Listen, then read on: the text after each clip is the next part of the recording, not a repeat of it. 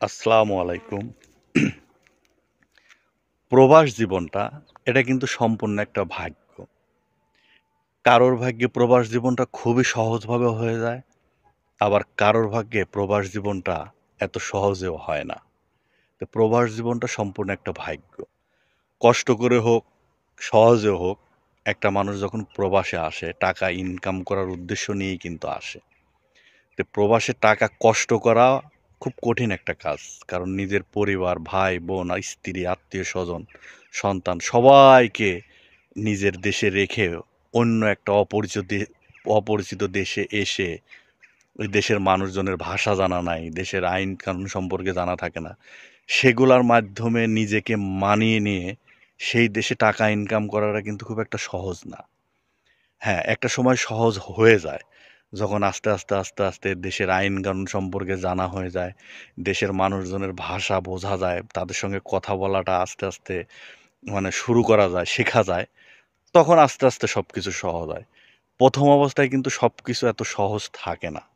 তো প্রবাস জীবনটা সহজ যতটা, তার থেকেও ততটা কঠিন। আবার প্রবাস জীবনে টাকা পয়সা ইনকাম করে, কষ্ট করে দেখা যায় সবাই কিন্তু টাকা পয়সা রাখতে পারে না। কারণ প্রবাসে টাকা পয়সা ইনকাম করলে প্রবাসে টাকা পয়সা খরচ করারও অনেক মাধ্যম আছে। তো যারা নিজেদের কষ্টটাকে মনের মধ্যে চাপা দিয়ে রাখে যে আমি প্রবাসে আসছি টাকা ইনকাম করার জন্য, নিজের পরিবারের মানুষজনকে ছেড়ে দূর প্রবাসে আসছি, টাকা পয়সা ইনকাম করব, নিজের পরিবারের মানুষজনকে ভালো রাখবো এবং একটা সময় নিজে একটা ভালো অ্যামাউন্ট মানে সঞ্চয় করে নিয়ে দেশে গিয়ে নিজের পরিবারের মানুষজনকে নিয়ে বাকি জীবনটা সুখে শান্তিতে কাটাবো। এই ধরনের যদি চিন্তা ভাবনা কারোর মনের মধ্যে থেকে থাকে, তাহলে সেই ব্যক্তিটা প্রবাস জীবনে সফল।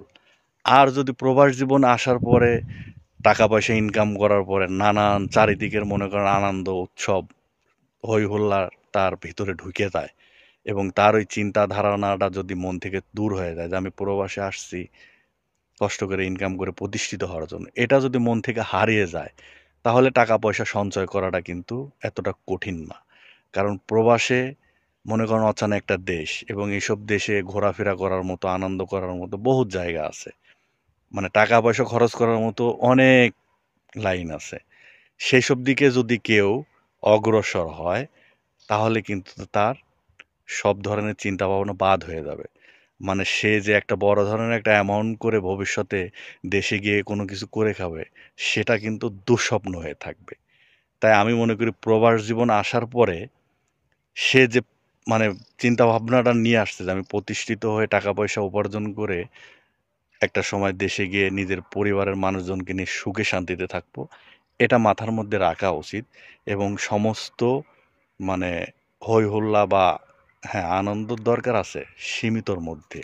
মানে টাকা পয়সা সব ইনকাম করে যে সব কিছু শেষ করে আনন্দ করতে হবে এমনটা না। লিমিটের মধ্যে থাইকে নিজের চিন্তা ধারণাটাকে মনের মধ্যে রাইখা প্রবাস জীবনে জীবনযাপন করাটা বুদ্ধিমানের কাজ। ধন্যবাদ। ভিডিওটা ভালো লাগলে অবশ্যই একটা শেয়ার করে দেবেন।